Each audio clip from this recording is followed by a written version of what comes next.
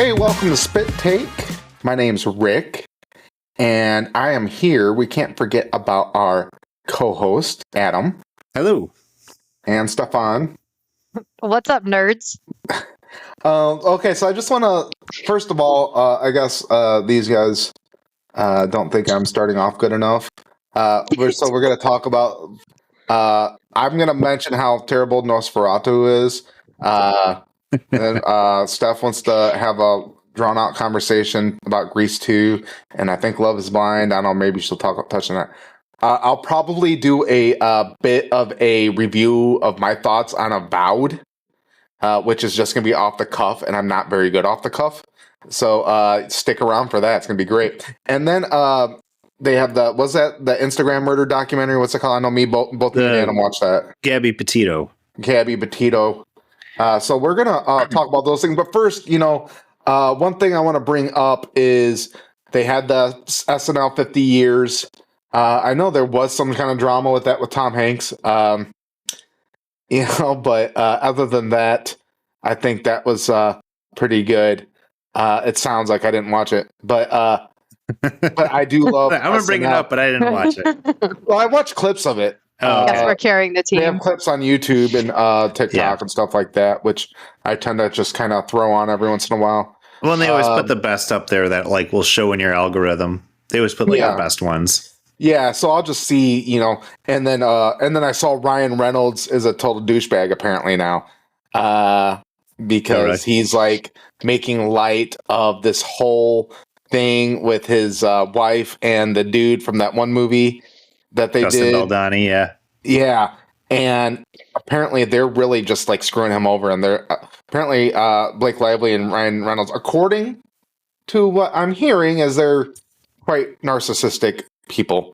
Why would you make jokes about somebody who harassed your wife on Saturday Night Live? I guess that's a real drama. And then there was drama about Tom Hanks calling MAGA racist or something like that. Yeah. I don't know what you're talking about, the Tom Hanks thing. Yeah, they did the Jeopardy. I think I don't know if it was they did the Black Jeopardy. Black Jeopardy. And Tom Hanks was wearing a MAGA hat, but he did this back in 2016. He did, and it was hilarious. It was one of my favorite sketches he's ever done. But a lot of people were freaking out because it was Keenan or Kel. I don't remember which one. One of the Good Burger guys. I always forget. He's been on there for so 20 years or something like that. Keenan Thompson. It's I think 11 years. 11. He's been on there for a long time. Yeah. And but he is great. Every time I see him, he's great. But he went to shake Tom Hanks' hand, and Tom Hanks was like, "Whoa, whoa, whoa!" Which was a lot of people were freaking out, well, Tom Hanks is a pedo, and which is crazy because that was Island. But that was just a callback to the first time they did it. That was all it was, because he did that in the first one too. Because Keenan walks up to him to go shake his hand, and he goes, "Oh!" He puts his hands up like he's being robbed. But I think there was a big freak out back then too. See, and I don't get that. It was just something that was funny. It was funny, and I don't care who you are. It was funny to watch. It was just they were doing a hillbilly thing. He was wearing a MAGA hat, and he walked up and he just freaked out because a black guy was coming at him. I understand why people are pissed off about it. Because literally, and I'm speaking as somebody who's anarcho-capitalist who thinks Trump and Kamala and Biden are all trash because they're all going to tax us no matter what in some way, shape, or form. I just like Trump a little more because he's making our government smaller, which a lot of people are going to argue against that and say he's he's not, or he's evil, making himself rich even though he's already a billionaire. And I think a lot of people that's what people are just slinging out racist. It doesn't even make sense. They don't even know what the definition of it anymore, and sexist and homophobic and blah, blah. It's well, and they're saying well, they make fun of both sides. What are you saying about the other side that's really as bad as calling them a racist? Because telling me I'm a racist, and I don't even pay attention to it anymore. But if you tell me I'm a racist when I'm not a racist, that is baiting. That is hold on a second. What the fuck did you just say about, what I mean? That will draw up a reaction, a defensive reaction. And that's what's happening, is it's creating an emotional reaction. Well, and SNL has always been traditionally liberal with what they do. You know, they've always been very left wing. All celebrities are liberal. Of course. Well, and but I mean, still, like a lot of the stuff they do is pretty funny. I think that for a while, like the Trump stuff on there was pretty funny, but I got a good sense of humor and I can laugh at that shit. You know, and not everybody found that shit funny, but I think then they started relying on that to be the only joke that they had. Like, there's a lot of comedians when you watch them that will make some joke at Trump's expense, and it's to just get it. It's like a pity laugh almost. Like they're using it because that's all they got. Dwindling when you look at like Reddit and their these pages. It's like there's not a lot going on in there. No, because I think people are just sick of the drama. And that's what it's all about. I think there's people that, and I'm sick of it. I kind of just don't even want to hear about politics anymore because it's just so deranged. All of it. It's all propaganda and derangement and blah, blah, blah. Why is an old lady telling me about how she's scared about planes going down when from January 1st to mid-February, the plane crashes were doubled last year? Yeah. It's just focused on more because it's the agenda of the news and the media. So listen, and that's what it's all about. Is like, okay, we just got to, everywhere we go, we got to hear this. And so I just want to live my life. I'm not a federal worker. It's not going to affect me. If you're a federal worker, okay, that sucks. You did have 8 months to collect a paycheck or 8 months of a check to find a real job that doesn't mooch off tax dollars. And I was one of those people for about 20 years, so I could say that. I'm wearing my veterans tattoo. I've got a theory going back to those planes coming down. I mean, conspiracy theory for sure, but I think it has to do with AI. I think the robots have finally made their move. You think so? Mm-hmm. I think that they're going to slowly start making their move on us. I don't think. But that's my crazy side. I actually saw a movie like a month ago, and I don't remember the name of it. But it was where like robots take over. They're at like a house party, and all of a sudden, like these crazy robots that like the computers like become like real people, or they like become not real people because they're like robots, but like they take over and they start murdering humans. And they're like, no, the robots are taking over. I can't remember the name of it. It's going to drive me nuts. It was actually funny. You guys would probably like it. But then they have to like kill the central computer and it shuts everything down. I don't know what kind of acid dream that is. That sounds great. I like it. Back to SNL though. We got a little off topic. But go ahead, Rick. You look like you have something you want to say. No, I putting all that aside, let's go. I'm going to ask you guys. First of all, who is your favorite cast member of all time? Oh, of all time? Yeah. Favorite cast member of all time? Will Ferrell. Actually, go. I was going to say Tracy Morgan was probably my favorite. I'm Brian Fellows. We've said Tracy that like Morgan 4 or 5 times on this podcast before. But yeah, Tracy Morgan was just so funny. And I think some of it too is like off of his later work, with 30 Rock and everything. I thought he was great. Him and, Eddie Murphy was always really good. Eddie Murphy, yeah. But yeah. I will agree with Stef with Will Ferrell. He's tied with Chris Farley. Yeah. Oh, yeah. Yeah. I think Chris Farley is the greatest of all time. There's nobody that can make me... Between him and Will Ferrell, classic Will Ferrell, I don't know about Will Ferrell now. Yeah. Between him and classic Will Ferrell, those are the two people more than anybody that could probably just make me laugh. I mean, that cowbell skit, like, I can watch that over and over and I laugh every single time. I think that's probably my favorite skit of his. But even like him as a cheerleader, I know when he's not like one of the older like cast members, right? Like he's still kind of the newer age one, but 90s. For Silver Age. Yeah. Yeah, and I know like I'm probably missing a whole bunch because I didn't start watching SNL until later. But like he's one that when he comes back, I mean, I don't know if he's been back lately because I haven't watched SNL in a long time, but when he does come back, it's like it's going to be good. He was on the SNL50, and him and what's her name did the organ. Yeah. Yes. And they did what was the halftime show, dude? Kendrick Lamar. They did Kendrick Lamar, and it was good with the electric piano organ and stuff like that. I don't remember that skit being on there. I don't either. I know. I just saw a clip of it. It might have not been that. Maybe it was a different episode. Yeah, it might have been a different episode. But yeah, I mean, that one's always great. The two. Will Ferrell has just so high energy. Doing Pearl Jam, and he's going, woo, woo, woo, woo. He's got such high energy, but at the same time, he can dial it back to the point it's still funny. Like when he plays kind of more of a straight lace, like Alec Trebek. What was my favorite one with him?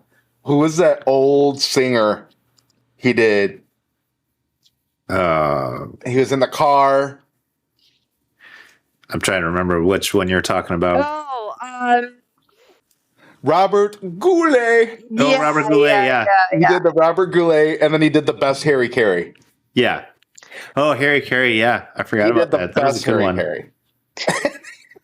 I also, again, this is one that's been more recent, but Kate McKinnon.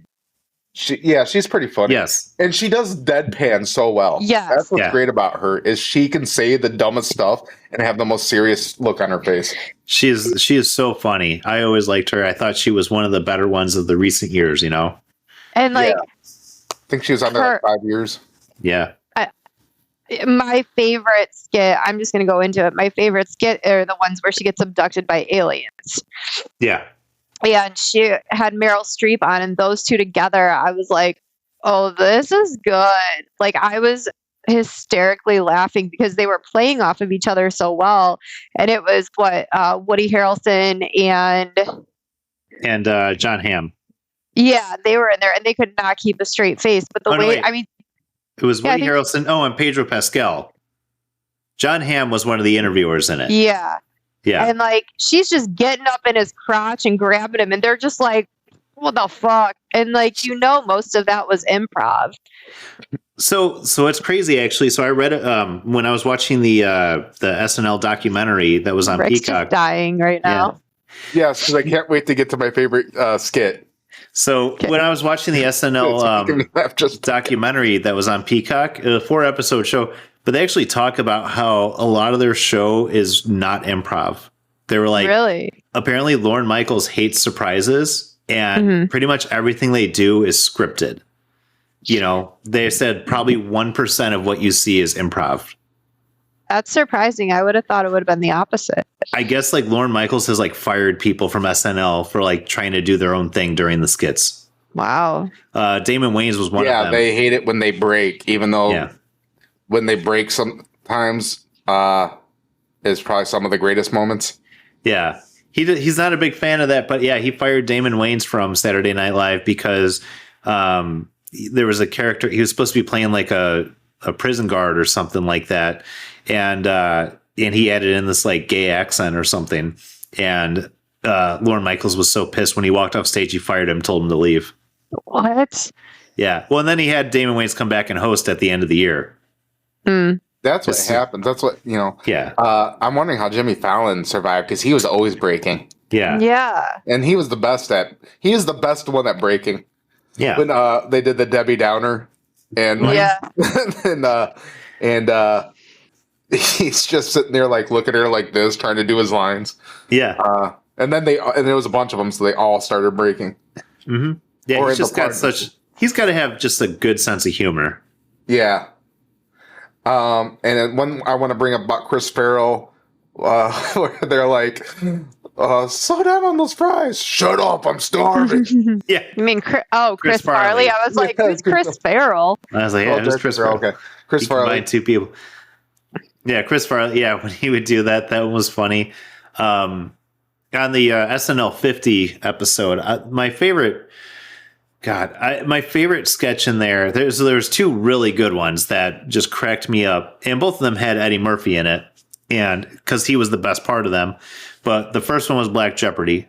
That one was hilarious because Eddie Murphy was playing Tracy Morgan while Tracy Morgan was playing a completely random character. Because they like introduced them down the lines, and it's like it was like Edgar or something like that, and then they come to Eddie Murphy, and they're and Tracy Morgan, and his impersonation of Tracy Morgan was spot on. It was so good. I was laughing. I couldn't stop laughing at that. And every time he said, like, James Earl Jones, my father, got my mom pregnant on the set of blah blah. And it was so good. It was so good. Just the fact that Tracy Morgan's sitting next to him and he's doing an impression of him. That one was good. Going back to Chris Farley, I guess Paul McCartney did a song that people thought was just like totally random, and but it was in reference to a skit he did with Chris Farley 30 years ago, where Chris Farley was asking about a lyric, and he's like, "That's awesome," and so. I guess that was kind of a heartfelt moment. Oh, I didn't catch that. Yeah. All right. Go ahead, Adam. I'm sorry. I was going to say the other one that really cracked me up on there was they did the Scared Straight. Did you guys see that one? Yes, that was so good. That was so good with Keenan and Eddie Murphy. They're just telling stories from movies. He's like, you don't know anything about him. He was abandoned as a child. He was abandoned as a child. And then his uncle and aunt took him in, made him live under the stairs. And they're like, this is Harry Potter. Well, I was going to say next is our favorite skit. Oh. Did you already do yours? I already did mine. Okay. Well, that was my favorite from the SNL50. I have two favorite skits, and they're both by guests. Number one, the Natalie Portman rap.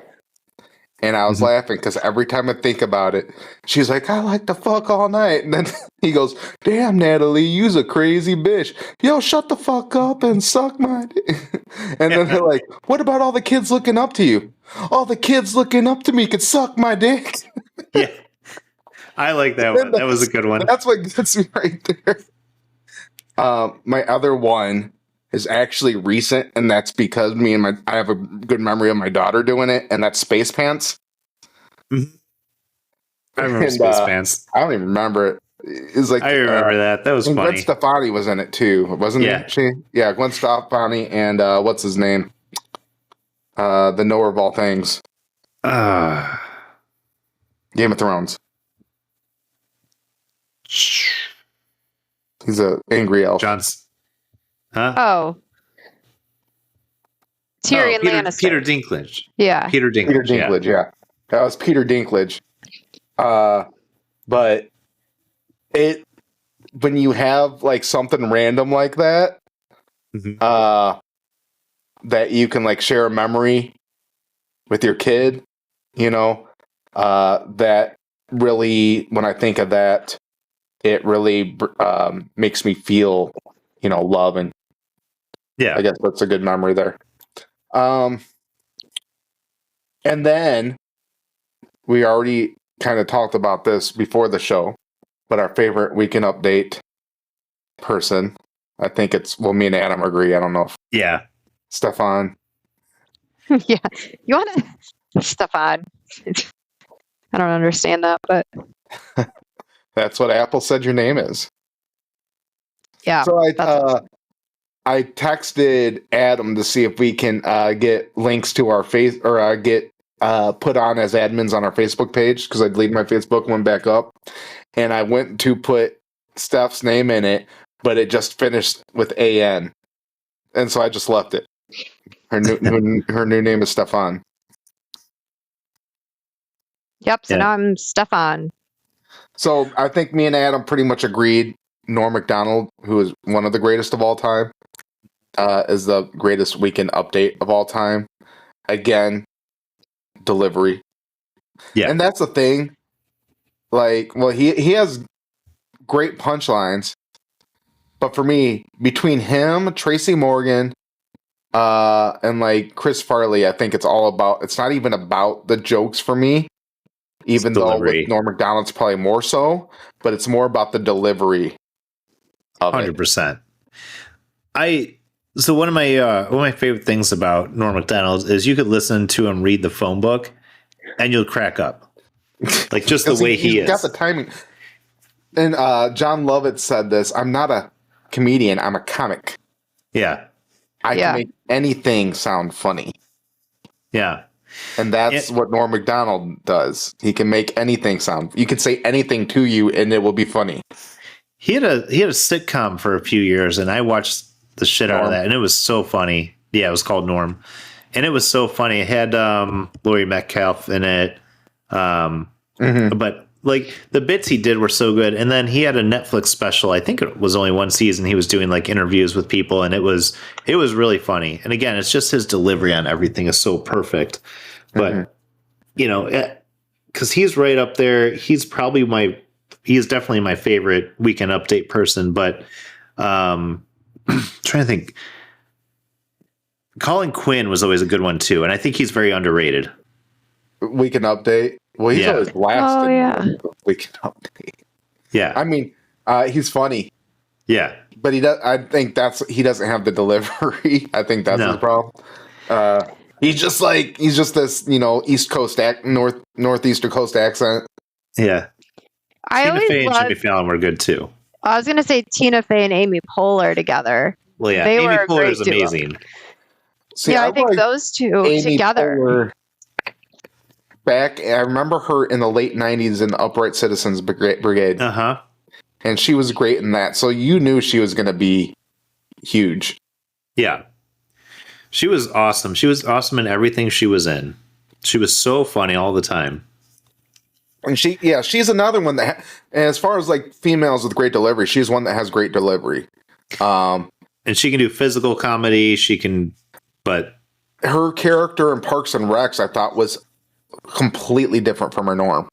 Yeah. It was more of a serious character when before she was able to play goofy characters and stuff. The first season they started her off, she was kind of a Michael Scott. Yes, but with good intentions, not. Michael Scott's all about how can I look good? Yeah. Mm-hmm. And Leslie Knope is all about good intentions. She really believes in government. Like having her, that character and Ron Swanson were perfect because they loved each other, but one loved government and one absolutely hated government. And that's really I guess that was probably on purpose. And everybody else just didn't really care. Nobody really cared about government. Which is probably where most government employees sit. Mm-hmm. I don't really care. Yeah, everybody else is just kind of catching I have a job, cool. Yeah. Yeah. Steph, what was your favorite Weekend Update person? I would say, oh man. So on this episode, I loved Bill Murray coming in and ranking all of them. I think Bill Murray is such a wild card that you don't know what you're going to get. But, and that goes in every movie he's in, you're just kind of oh. He's kind of got that deadpan as well. Yeah. So I loved him, and I thought it was funny when he was all right, greatest black Weekend Updaters, and it's just one name. Yeah. And then it's okay, now this one. And those two are funny together. Yeah. They are. They were good. Yeah, I would say I'm trying to think of all the Weekend Updaters. I don't know who. Norm Macdonald, you're right. He's the GOAT. Chevy Chase's was really good too. It was the OG. And what's his name? He's got the late talk show now. Dennis Miller? No. Jimmy Fallon? Is Dennis Miller even still around? Yeah. Dennis Miller. I think he's got a show on HBO right now. Well, he's got a show on HBO now, but he did Weekend Update. Did he? Seth Meyers. Oh, Seth Meyers. Yeah, he was good. Yeah. What? Dennis Miller. Dennis Miller has his own show. Dennis Miller has his own show. Right now? I'm pretty sure he does. Unless it got canceled. He's 70. So is most of these people, and they're still showing up for stuff. Yeah, but having your whole own show is a different story. Anyways, Yeah. Yeah. Oh, did you watch the rest of Cobra Kai? I'm one episode left. Oh my God, that was like 5 days ago. I know. I have one But you episode did left. see what I was talking about, though, right? I did. I saw exactly what you're talking about, and it made me happy. Okay. So, spoiler alert for anybody that has not watched it. Kreese and Silver fight on the boat, and then Kreese ends up blowing up the boat, blowing them both of them up. Now, my thing is, I want all of a sudden season 7, Kreese ends up on the shore, swimming, and kind of showing up on shore, and it's like bad guys are always bad, and he just back to his own old shenanigans. Like you had this all like, oh, he's all good and stuff like that, but then you're just like, now you're pissed at him again because he's an asshole again.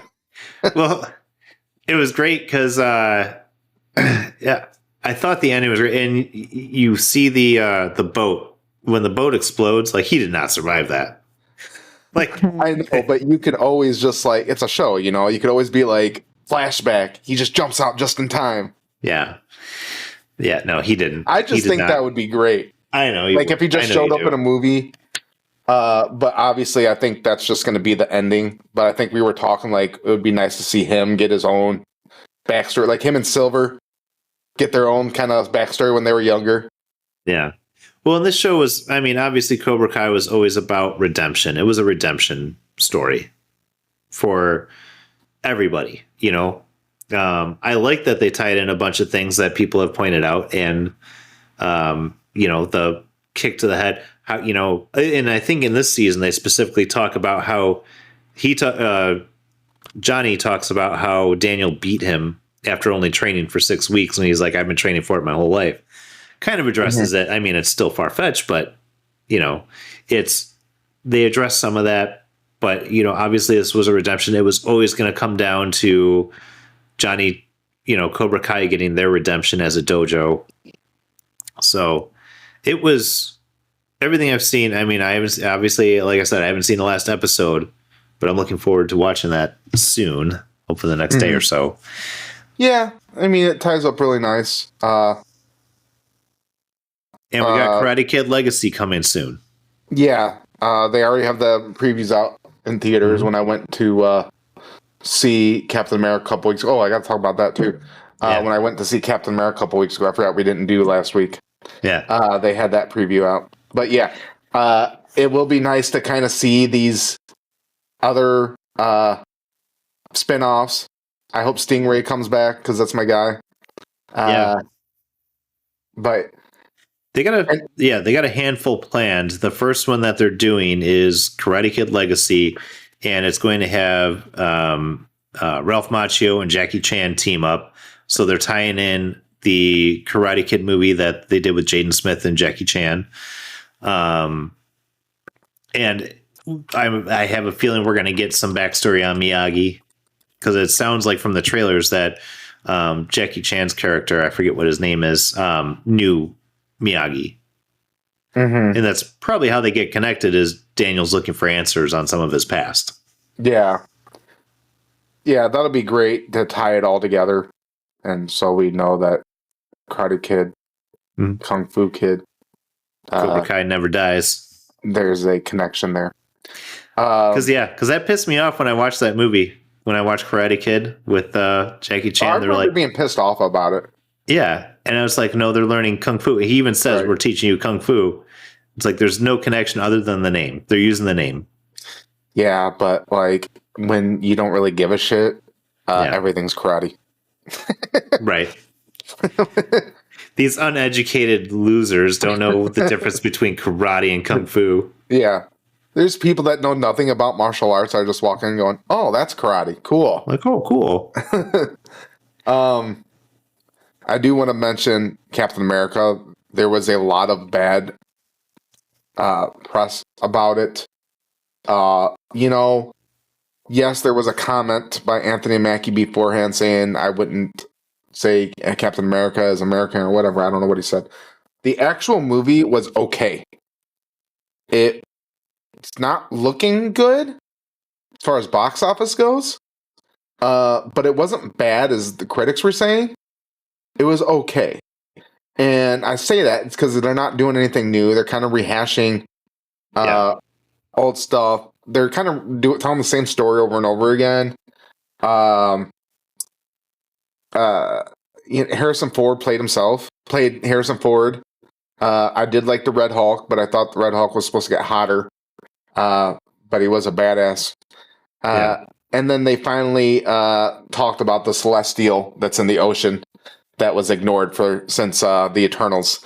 Yeah, it was like a source of adamantium or something like that. Yeah, it's a source of adamantium, so I don't know where they're going to go with that. I mean, obviously, people think Wolverine. I mean, where else are you going to go with that? But but it's like, okay, well then, smart guy, how are you going to explain mutants? And like, I guess it worked in comic books.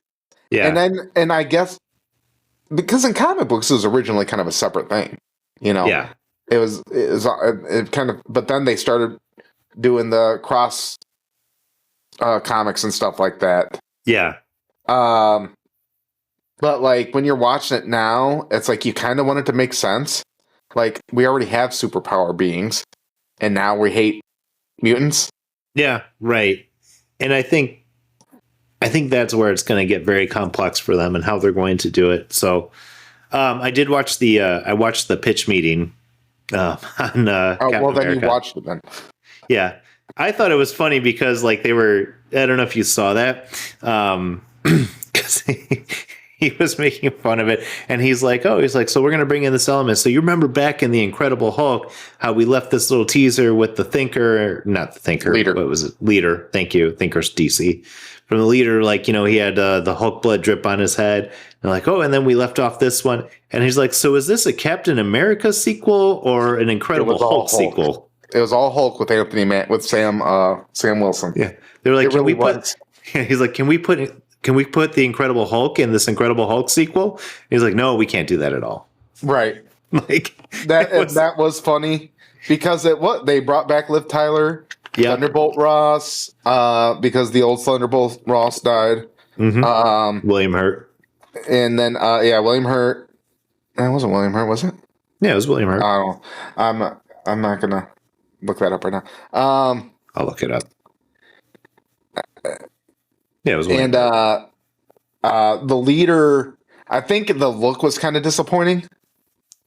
I think it was just like there was stuff that was just like there's so many holes and it didn't make sense. I saw the pictures of his head. Yeah, but there's stuff that happened with the Leader that didn't make sense to me. You know, sure. And I'm not going to spoil that for you because you haven't seen it. You know who they need to bring back? Phil Dunphy as Samson. Yeah, Doc Samson. Mm-hmm. Yeah. Why are we forgetting about that? You know. And are they going to bring in like A-Bomb and stuff like that? You know. Mm-hmm. Ty Burrell's just like left off the welcome back list from the Incredible Hulk. And you know, and then they had Hulk's son show up that looked terrible at the end of She. Oh, it was so bad. Yeah. Hulk. So Red Hulk is what Hulk should be. Yeah. That's the thing. That's probably why I liked it more, is because I got more of a Hulk than what they've had. They did the Hulk dirty, man. They did him dirty. Because the Incredible Hulk with Edward Norton, when that came out, I thought it was a great movie. Love it. It was so good. I love the fights, everything. And then the Hulk, Bruce Banner. Yeah. And then the Hulk showed up in the Avengers, and I was like, it's okay. Like, it wasn't bad. I still enjoy it, but it wasn't that same Hulk, which is what bothered me. Yes, it was different, and he's been getting softer and softer ever since. Yeah. And it's why do I care if this genius is big? He got his ass kicked. Yeah. He did nothing but get his ass kicked since Thanos.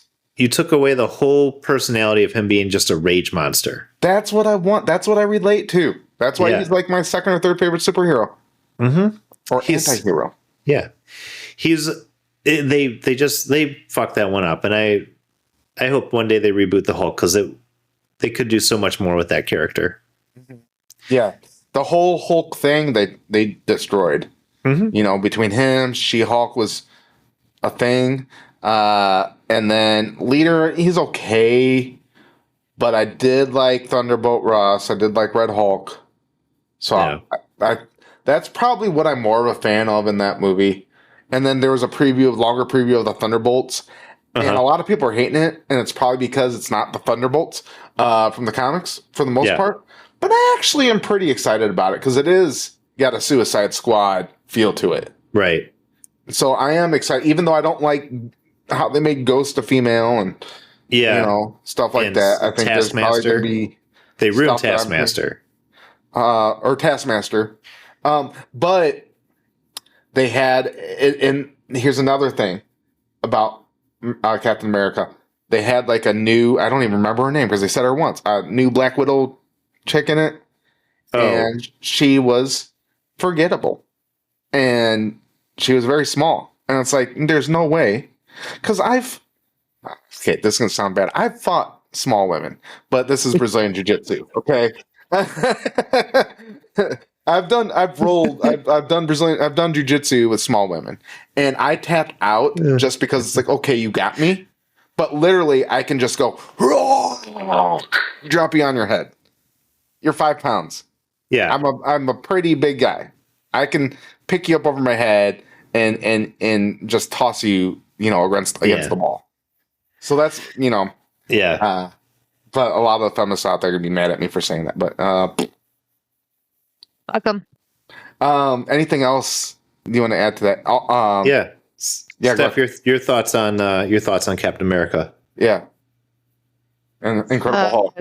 It's a great movie. I didn't see it. I don't know. I didn't see what they've done with the Hulk. What do you think of what they've done with the Hulk? I don't know what you're talking about. I'm busy watching Grease too. So why don't you talk about that so we can tear that shitty movie down? I'm gonna take a nap. Yeah, that's fine. That's pretty much what I just said when you guys were nerding out. Huh? The dude drove around on a motorcycle, and everybody's like, "What's your problem?" Yeah. All right. So let me preface this by saying I know this movie is awful. Okay, I'm under no what's the word I'm looking for?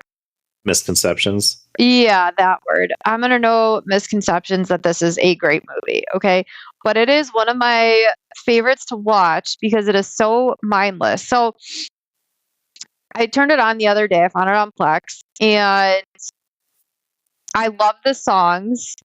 They talk about bowling. They talk about reproduction. They talk about Cool Riders, which is actually one of my favorite songs. But the thing is like, here's my issues with it. So you have these kids who are supposed to be in high school. They all look like they're 40. It's unbelievable. They did the same thing in Greece. Like, none of those people look like high schoolers. Okay. And then I guess like Kim and I have been texting about it, and I'm like, how is it that this guy, Michael, comes from Australia? He's the only one with an Australian accent in the entire town. He somehow learns how to put a bike together because he wants to get the main girl, Stephanie, to love him. So he's putting a bike together. There is no YouTube or anything. So it's like, how do you know how to build a bike? And then he all of a sudden learns how to ride like a rock star. Okay. So like, okay, maybe that can happen. Maybe there's like books. And then he goes and he saves the day from the other guy who's been in high school for like 20 years, clearly. And he just like flies over these cars. So like, and then he goes and picks up Stephanie and talks to her. He has an Australian accent. He literally talks to her, and she doesn't put two and two together that the only Australian in the town is Michael, this mystery guy who only has goggles on. It's not like he's like hiding anything. And then, spoiler alert for anybody who's not seen this movie, you're going to be sorely disappointed. You should all watch it though. It is actually very entertaining. Don't watch this movie. Just watch it. So then they have this talent show that they're all in, and Stephanie starts singing her part, and her Australian boyfriend that she hasn't figured out is Australian, like goes off the cliffs and dies. But also this man is supposed to be the pianist for the entire show, but the piano is still going. So clearly he's still there, but they like left that out, whatever. So she starts singing her song, but then like goes off into this whole like world in heaven and singing, and they're doing a duet. Mind you, all these people are in the audience and they're doing a duet, and in my head I'm thinking, what are the people in the audience thinking this entire time when she's just silent and staring off into space and then busts out into random songs. But anyway, it's a great movie. It's a terrible movie. First of all, the songs have almost nothing to do with. They don't move the plot along at all. They do not. Yep. The bowling song that you're referring to, that's literally just the activity that they're supposed to be doing in that scene to set up for the next scene. But for some reason, they have to sing a song about bowling. And then there's the one part where the guy is with the girl down in the bunker and he's trying to sleep with her and singing her a song. Nothing to move the plot along. Yeah. Fucking just. And there's a reason that none of the other actors or actresses from the first Grease movie came back to do this except for Frenchie. Yeah. You're right. It's just, But I don't know. It's like, it's just stupid, but it's still good. Like, Rick, I want you to watch this movie. No, I will. I will say one good thing about it, that if it wasn't for Grease 2, we might never have Rex Manning Day. And that's what's important to me. I think we would have had Rex Manning Day either way. I don't think so. I think that made him famous. Didn't it? well, I don't know. The whole, the actors being like, how would he end up as on Waxwork 2? yeah. Or, he's in a new movie, The Merry Gentleman. So the funny thing about the actors being older playing younger parts, like that was always one of my favorite things that they did with Wet Hot American Summer, where everyone's clearly like older. He's only 65. Who's that? Maxwell Caulfield, the actor in Grease 2. The only person I know from there is Michelle Pfeiffer. Uh, Do you know what Rex Manning Day is, Adam? I don't. No, he doesn't know. Why would I know what that is? Fucking God, dude. I'm just going to mute his mic the rest of it. How do you not know? Yeah. Where were you I would. I did forget that Christopher McDonald was in that movie. This is like the 90s. Shooter McGavin was in that movie. I'm sorry, go ahead. Tell me about Rex. Yeah, that's who it is. Yeah, I was like, there is somebody else. I was trying to look it up. But you never seen Empire Records? I have. It's been a long time, though. I don't even remember it. I saw it like in college. It's a top 5 movie of all time. I saw it in college. Oh my God. Yeah. Dude, that was almost 20 years ago. I'm about to have a heart attack. Oh, fuck off. His name is fucking Warren. I don't know what to tell you. Yeah, Shooter McGavin is in there. I didn't even talk about the sex. Because that's my thing. The sex song where he's trying to convince his girlfriend to have sex with him in the bunker and saying, like, do it for America. And she thinks, like, running off to war. And then his friends are outside listening, which is, like, kind of weird. Yeah, things were a lot more rapey back then. I think that's the only way I can phrase that. A little bit too rapey. Yeah. But like it really is like it is a fun, stupid movie. What? What'd you say, Rick? Nothing. I missed that too. I just think everyone I think everyone should watch it for pure entertainment, going into it with very, very low expectations. It's bad. It's very bad. I mean, Michelle Pfeiffer, this might have been her breakout role. All right. Are you guys done? Yeah. Yeah. I'm done with Grease 2. Okay. I guess I am too. great. That's great. Well, that was a riveting cinema. I know. I That's felt like riveting. Rick just then talking about everything. But you never seen. You don't know who Rex Manning is. I don't Yeah, know, Adam, man. you need to watch Empire Records. Like, that's a cult One of the classic. greatest movies of all time. It's been a long time. I don't remember. Oh man, I watched it so many times. Ethan Embry as like the crazy Mark, the guy who glues coins to the floor. Like, It's Warren. Oh no, that's Yeah, not Warren. That's no. Warren's trying to pick it up. I yeah, just love Warren because I know Warren's great. he just wants He's to like, be there. can I He comes work like, here? Yeah. Okay. What's job. what's the girl? Renee Zellweger. Renee Zellweger when she was a cutie, Mm-hmm. but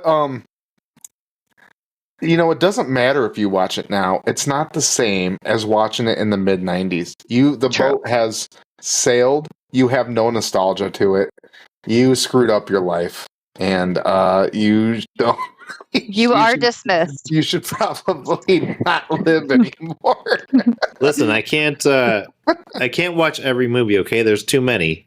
This one's been out for like 40 years. This is I'm an aware. important one that you have to watch. It's kind of like not watching Mallrats in the '90s. Like you have to watch it Mallrats in the great. '90s.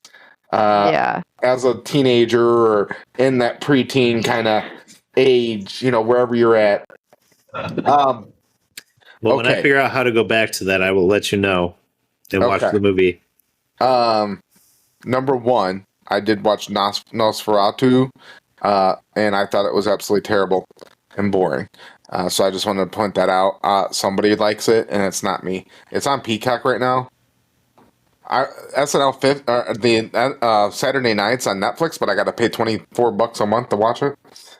Is it even worth? Do you guys have the cheap Netflix? Or you got the expensive one? I got the cheap Netflix. Okay. I don't have Netflix because I just can't afford to have all those streamings. I pay like the $10 a month. I think whatever it's that like $7 is. a month. I don't remember what I pay. It's like $6 or $7 a month for the ads, and then it goes up to like 18 for something, and then like 24 for premium. I don't have know the ads. difference. I don't know why anybody would pay. Why would I pay $24 a month? Like, I got rid of cable. Actually, now I have YouTube TV. And the only reason I really have it now is for wrestling. Isn't wrestling on? Yeah, Netflix has wrestling now. Raw is, but not NXT and SmackDown. Yeah. And not Saturday Night Main Event, and not pay-per-views. Those are on Peacock. Yeah. Which is only $7 a month again. I pay $16 a month for Netflix. But AEW's on Max now, I guess. I haven't even looked at that. Anyways. Yeah, I pay $16 a month for Netflix, and I think it's You're worth paying it. $16? Yeah. What do you get for that? I don't know. I don't have the ads or anything. And I mean, All right, money bags. Yeah, I watch a lot of documentaries on there. They have a lot of really good ones. I can watch those for $7. Yeah. Like, what am I getting for $17? Why would I go up to $17? Like, why did you decide to go to $17? Because I hate ads. Okay, so you decided $10 more was worth not having the ads. Yes. Okay. Fair enough.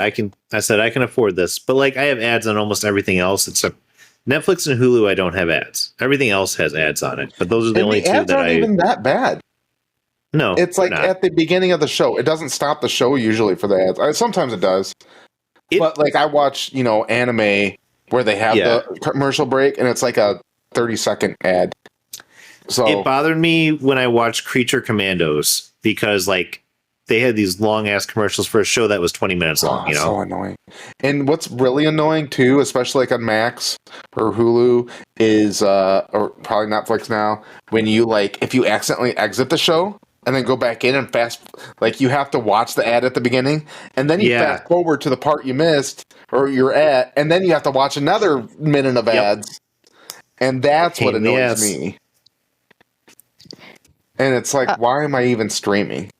Yeah. I mean, I can pretty much find everything I want on, like, on Peacock, Netflix, Hulu, or Disney. Like, I mean, those are the only channels I use. I use Max every once in a while. No, I use Max, yeah. But I got that for free with my AT&T stuff. My wife got Paramount for Disney and Hulu. Yeah, we got Paramount Plus for free because we signed up for the Walmart. Walmart, yeah, has Paramount subscription. Plus. I don't even look at that. You guys, this conversation is so boring. But we're educating people on subscription services and how you can get them and where to get them. It's educational. I'm sure our 2 listeners are enjoying listening to this. You don't need to keep mentioning that. They don't know that we have 2 listeners. They'd be like, oh man, so many people listen to this. These guys are a lot of fun. Yeah. I bet everybody listens to it. Yeah. Nobody can see how many people listen to the show. Like, 2 listeners? These guys are lame. And then they turn it off. Yeah. It's Stef. Stef is holding us back. They don't know how many people are listening. They can't see that. Only we can see that. Well, you know, if you guys would let me talk about my sex books more, we'd probably have a lot more listeners. But we What'd you say? To say we have a TikTok or Instagram. You can just go on there and talk about your sex books. Oh yeah, you gave us the login today. That's exciting. Well, I'm trying to. I have to figure out how to do this because it's not. It's not a very clear process. Else interesting about ads, and I can't even think of it. But it was start talking about sex books. With ads.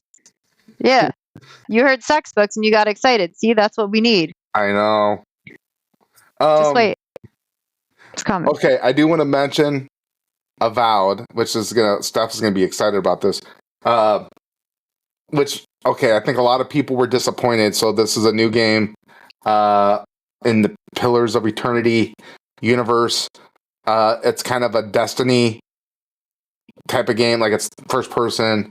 They have guns in it though, plus swords and bow and arrow, whatever weapons.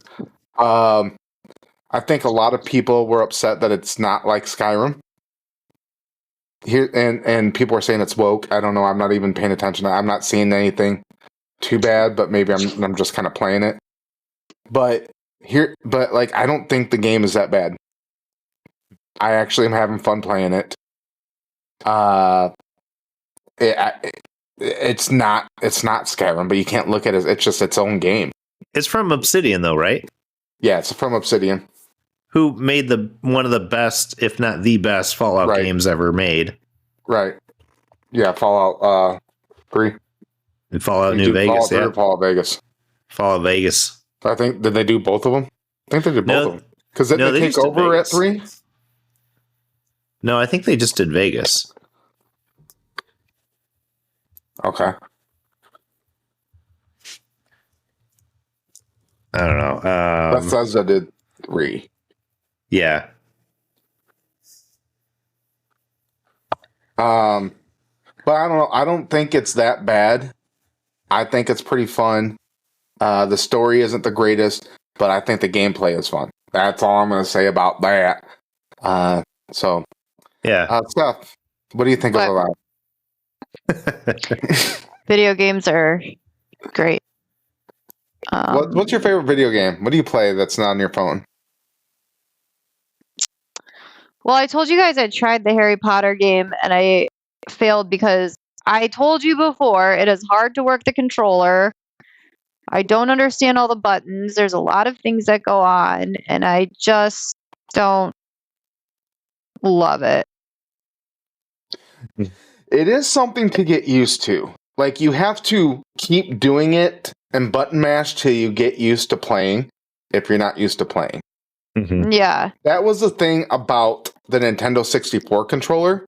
It was so intimidating looking. If you've ever seen it, got the 3 little handles and stuff like that. With a ton of buttons on it. But now I can just pick it up and play it. But at first I was like, oh, this is so intimidating. That's what she said.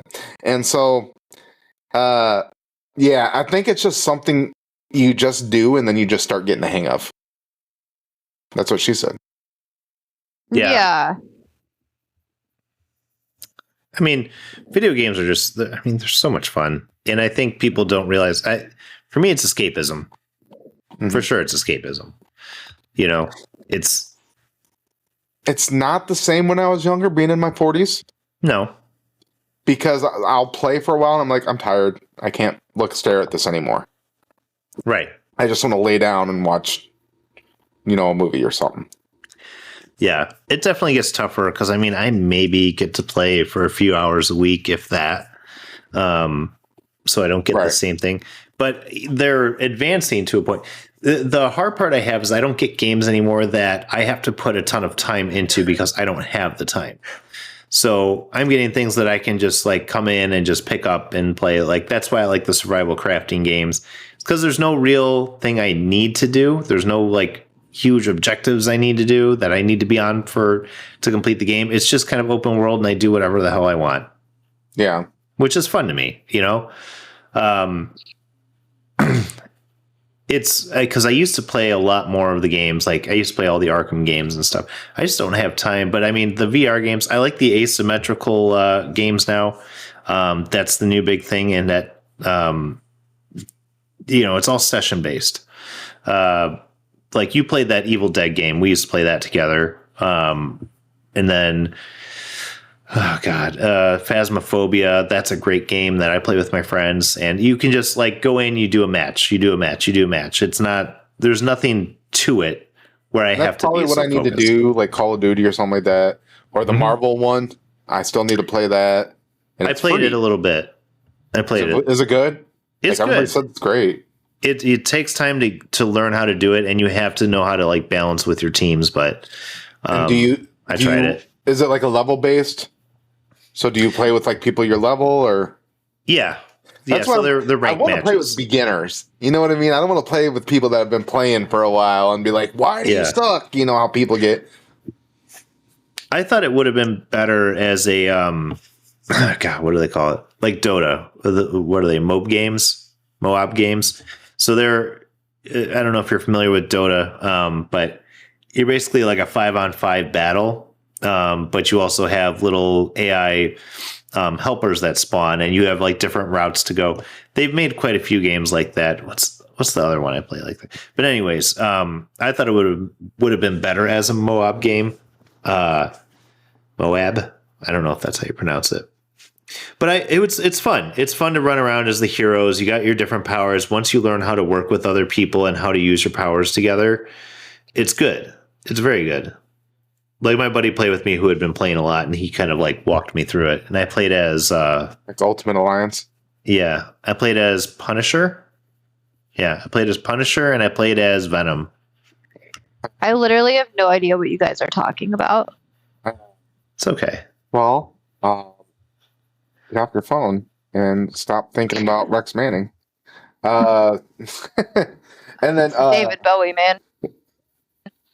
What? Okay, and then me and Adam both watched the Bella Gibson. That's who it is, right? What? Gabby something. Gabby Petito. Yeah, I don't remember. Who's Patty Bella Gibson? Gibson? Somebody else apparently. He said Bella Gibson, I thought. Bella Gibson. No, that was this Instagram's con artist. Oh, yeah. Okay, I know what you're talking about. Series. I got them mixed up. Yes. The murder documentary. Mm-hmm. It was a good documentary. So, I'm sorry. You go ahead. You can explain. No, you go ahead. You're more important, obviously. Yeah. Fucking right.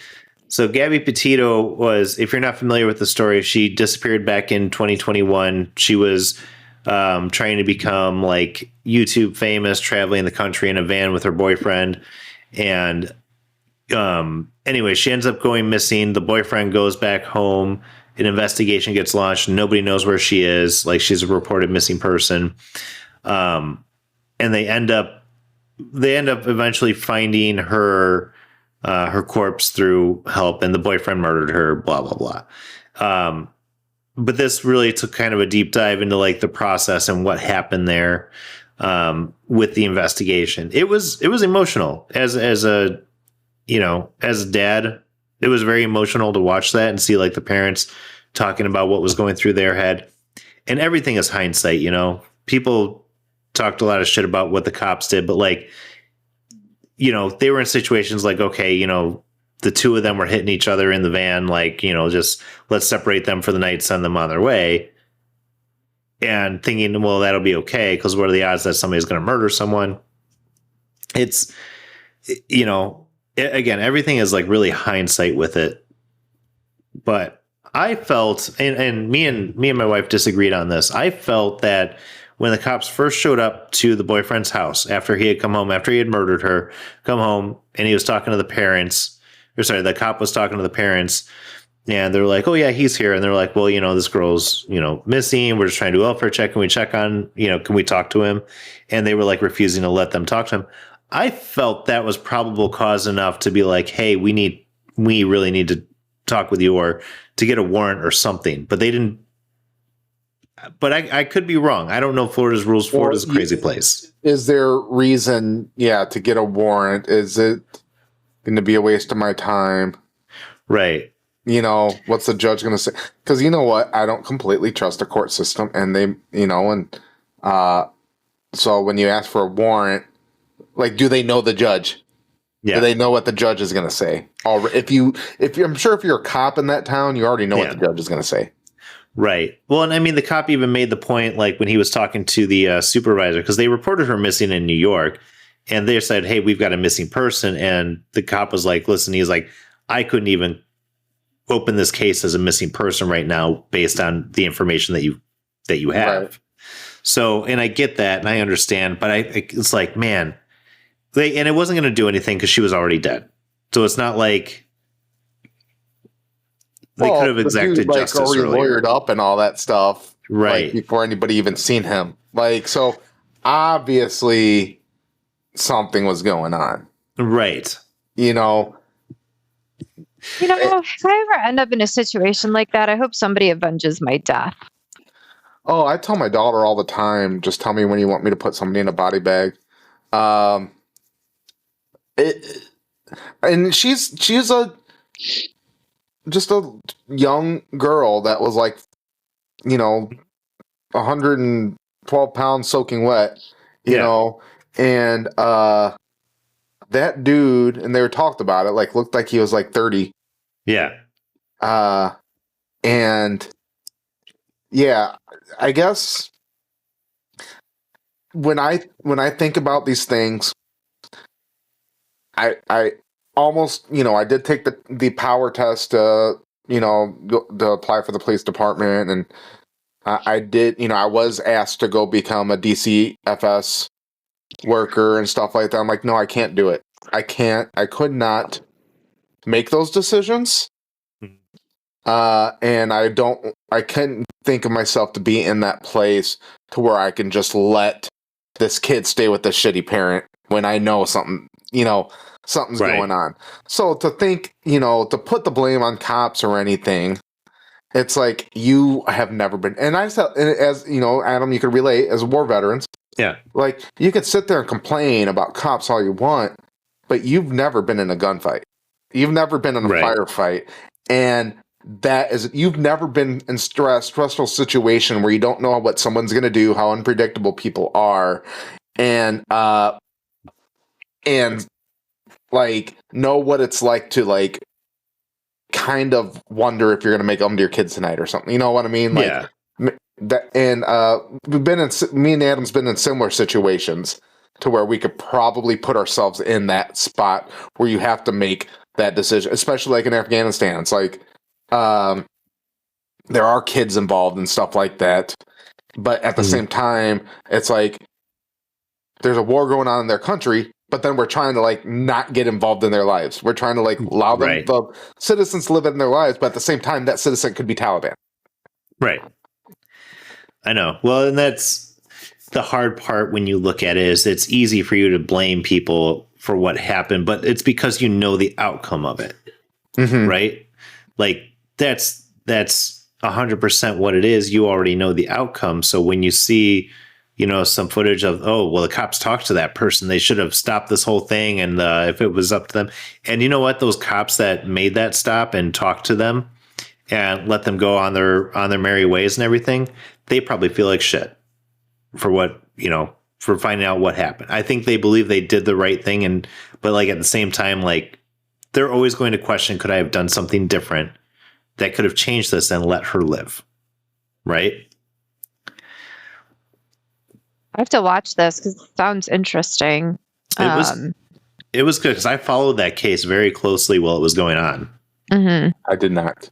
No, I did. I followed I started following, and I was just looking at this today because, like, last year I was following the Karen Reed case. Mm-hmm. And I was like, I completely forgot about it. What's going on? Oh, it's still going on. So yeah. I'm actually gonna after this probably gonna, even though I should probably get some sleep, probably gonna go on YouTube and see what's gone on the past year with this Karen Reed thing. Yeah, it sounds like a lot of people are pissed off right now. Yeah. Yeah, well, the Gabby one was really good. I highly recommend watching that one. And it's like, again, it's a very emotional story. And Rick, you know this as a girl dad too. Like, just, you know, how easy it would be if your daughter met someone and, you know, he seemed like a really nice guy and all these things. And she said, hey, you know, we're going to take off. We're going to go travel the country and stuff. Like, you wouldn't really think too much of it, right? But then, you know, I'd probably be worried no matter what. Oh, I would air tag her for sure. Apple tag, whatever that thing is. But you know, you're communicating with her and everything seems fine and everything you're seeing looks good. And then one day she just stops responding to you. Here's the difference between me and everyone else. If that guy is the last person that's seen her, I don't even give a shit. He's going to end up in a Connex somewhere, strung to the wall, answering questions while being tortured. Yep. I'm not waiting on the cops or a lawyer. I'm going taken on him. I was like, you're going Liam Neeson on. Yeah. My goal is to make my daughter the scary one. I think she is. Mm-hmm. She will be. She's going to be the scary one. Like, people are just going to be like, oh, you know, don't fuck with dad. Nope, don't fuck with her. Because that girl will fuck you up. Yeah, I mean, as a female, I've put myself in some interesting situations. And looking back, like, thinking I really shouldn't have done half the shit that I did. I'm very lucky. But you think you're invincible. And especially when you trust somebody. And you're like, oh, this person will never hurt me. You know, we've been together. We've been talking like my family knows you. But it can all change fast. She did not think he was going to murder her. Right. And it's not even just being a female, even though, like, I'm sure it's, you know, being a female it's sometimes because, you know, you're dealing with this shit all the time, right? You're dealing with creepos hitting on you and blah, blah, blah. But even like me looking back and just being drunk or something like that as a young kid and then being in situations that I probably shouldn't have been in, like, people are gonna, you know, well, here's this drunk, strung out kid, you know, and you know, and so knowing that and then looking at, like, you know, your daughter or something like that and thinking, man, well, I went through that, man. I did not want to see my child go through that. You know what I mean? No. Yeah, like, I went on a spring break when I was 20 to Florida with a bunch of my girlfriends from my sorority. And we went to the beach. This guy came out. He's like, I have a yacht in Miami. Why don't you guys come down? It was only like 3-4 hours. So 5 of us were like, fuck yeah, let's go. What's the worst that can happen? What? Like, we drove down to Miami. Granted, there were 5 of us. So, like, we were in numbers. And this guy, thank God, nothing, like, he ended up being like a really nice guy. Him and his friend took us on their yacht around Miami. And like, but it was definitely, like, looking back, like, that could have gone a whole separate way. Yeah. Yep. Definitely could have been trafficked. Yeah, so if you like murder documentaries and this is just like any other murder documentary. And yeah. That means if you're interested, you're interested in it. That's what it comes down to. Anything else before we take off? No, I think next week, if I can finish it, I'm going to talk about Love is Blind. So stay tuned for that, friends. What is Love is Blind? I mean, is that about blind people? No, it's a reality show where they put you. It's a human experiment. Well, I thought it was like they have the autistic on the spectrum. Well, Maybe it some was of like them on the spectrum, but for blind people. Well, I mean, could be. No, they take they separate guys and girls. They put them in these pods so they can't see each other, but they have like deep conversations over a span of, I think, like 2 weeks or something, and they get engaged without seeing each other. They do a reveal to see, is love really blind or do looks matter? And it's interesting to see the things that come out and how people interact. They have had some very successful relationships off of it. Some people are still Yeah, but tell married. me Some about are the worst. Yeah. the worst. Yeah, I Oh, want to hear the man. worst. The worst. Let me Like, what should think. I watch that I'm gonna be like, holy shit? Like, Probably the what's worst? Chicago season. I think it's the second season. The Chicago one was pretty bad. There was a guy who saw his girl and he's like, they stayed together because you get a free vacation out of it. But he just like dogged her the whole time. He's like, yeah, it's not really my type. She's a little thicker, like going on and on. Everyone's like, this guy's an asshole. And he went on the reunion. He's like, I'm not an asshole. He's like, I just tell the fucking truth while all you guys are lying. Sure. Yeah, I don't see anything wrong with that. Yeah, watch the Chicago season. Yeah. I'm that not one. attracted to you. That's it. Yeah, the first and second seasons were probably my favorite. I mean, Physical Chicago connection is obviously. important. You know what was a good show? I don't know 100%. if you watched it. A good reality show that was fake. I don't know if you remember that. It was on Spike or something like that. Was Joe Schmo. Oh yeah, vaguely. And it was like everybody was an actor but the main person. Wait, they just did that with the jury duty last year too. Oh, they did a new one? No, If you haven't watched it, and it was probably the only reality show I've ever really was invested in. I vaguely remember this. Other than early Real World, it was Joe Schmo, and they had this one guy that just didn't know what was going on. Everybody else was an actor, and it was actually pretty crazy. I don't know if it was like a Bachelor kind of, but oh no, he had to act like he was like a millionaire or something like that. I don't really remember. I would suggest actually going back and watching it. It was actually pretty good. Yeah, it's a funny concept for sure. No, there's I do watch me and Sarah watching Traitors. Have you watched that one? Oh, with Alan Cummings. What is it? Wait, no. It's called Traitors. It's yeah, my wife mentioned that. It's a good show. We're watching right now. Third season's going on right now. But it's all reality stars that come on to do this game. And so there's 3 people who are the traitors, and everybody else is called a faithful. It's kind of like Secret Hitler. I was gonna say it's Yeah. So and like they're all trying to figure out who the traitors are, and like at the end of the day, they have a round table and they banish somebody from the castle, and they have to reveal whether they were a traitor or faithful. And then like the traitors get to murder someone every night. So basically they're eliminating 2 players every episode. Oh, that sounds interesting. Yeah. So and it's interesting the way that they all play each other, because it's a mix from reality shows. They have the housewives, they have the gamers, as they call them, the people from like Survivor and all that, like Big Brother. Like they have all these different shows that these people are from.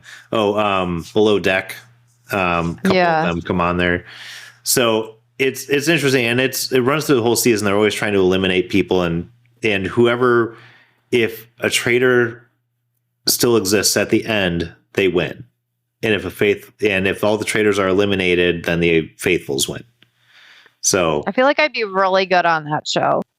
It's interesting. Joe Schmo is on its 4th season, and it's like been revived like a couple times on different platforms. Oh, really? So right now they're actually doing the 4th season of it. Huh. Because it was revived in 2013 on TV. So it was Spike in 2003. Then it went to TBS in 2013. And then Freevee in 2023. And now it is... Well, that's happening somewhere in 2025. I don't even know where. Doesn't even say. Yeah. But yeah, Traitors, I was told, was pretty good, so I'll have to pick that up. Yeah, check it out. I guess so much One Piece I still got to watch. So yeah. Well, the first season of Traitors I didn't watch. I came in on the second season, and I guess in the first season they had a mix of reality stars and just regular people. And then by the second season they decided we can't put these regular people with these crazy ass reality stars. Yeah. But I was thinking I really wanted to watch a Chef Ramsay reality show where I didn't even want to watch it. I just saw it pop up. Uh-huh. It's like, I've been watching this for 20 years. I'm so burnt out from it. I don't even want to watch it anymore. Just talking Like reality. I know that was out of left field, but like, No. it just like, I was just thinking about that. Like, I probably watched a lot of Hell's Kitchen. Yeah, the kitchen shows are interesting though, because like it's fun to like see what they create out of like one ingredient. Oh, I just like how he treats everybody. Oh well, He yells at everybody. He's like, "You're an idiot sandwich."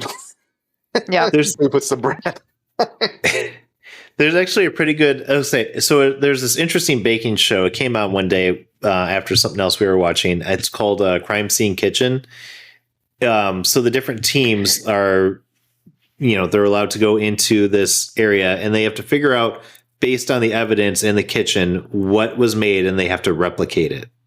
And the winner is like whoever replicates it closest to what it's supposed to be. So it's really interesting. And Joel McHale hosts it. It's pretty good. I put in Google, I was going to say, why does Chef Ramsay have so many reality shows? The first thing that pops up to finish it said, why does Chef Ramsay smell so good? It's weird. Okay, that's different. And then, like, okay, there's a random, why is Chef Ramsay in prison? And then, like, there's one, why is Chef Ramsay bruised up? Like, what? Oh. Why is he in the Philippines? Chef he Ramsay, wears what's a going on? high-end cologne, by the way. For the answer of that, he has high-end colognes. Probably some Baccarat Rouge.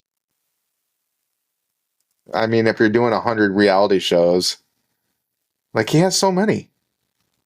It's a popular man. All right.